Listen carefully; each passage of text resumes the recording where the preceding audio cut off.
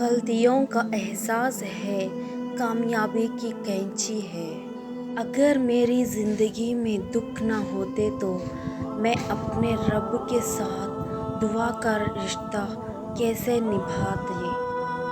کسی کو دکھ نہ دو، کہیں اس کا دکھ آپ کی دعاؤں میں رکاوٹ نہ بن جائے۔ کچھ راتیں اس لیے بھی نیند سے خالی ہوتی ہیں کیونکہ اللہ چاہتا ہے میرا بندہ مجھ سے باتیں کرے۔ میں جانتا ہوں کہ میں کچھ تو ہوں کیونکہ میرا رب کوئی بھی چیز بیکار نہیں بناتا۔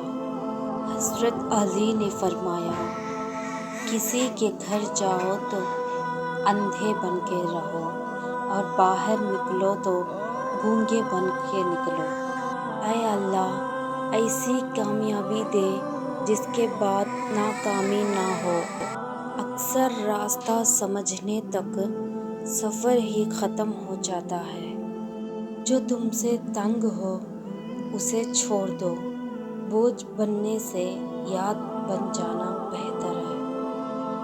اگر اللہ تعالیٰ نے تمہاری اس ہتھیلی کو خالی ہی رکھنا ہوتا تو وہ تمہیں کبھی بھی ہاتھ جوڑ کر دعا مانگنا نہ سکھاتا۔ لوگوں کے حقوق دنیا میں ہی دے دو ورنہ آخرت میں نیکیاں دینی پڑے گی۔ دوسروں کو سمجھانا مشکل ہو جائے تو خود کو سمجھا لینا بہتر ہوتا ہے۔ بے بس کی آنکھ سے گرنے والا ایک آنسو نہ جانے کتنی عبادتوں پہ فوقیت لے جاتا ہے۔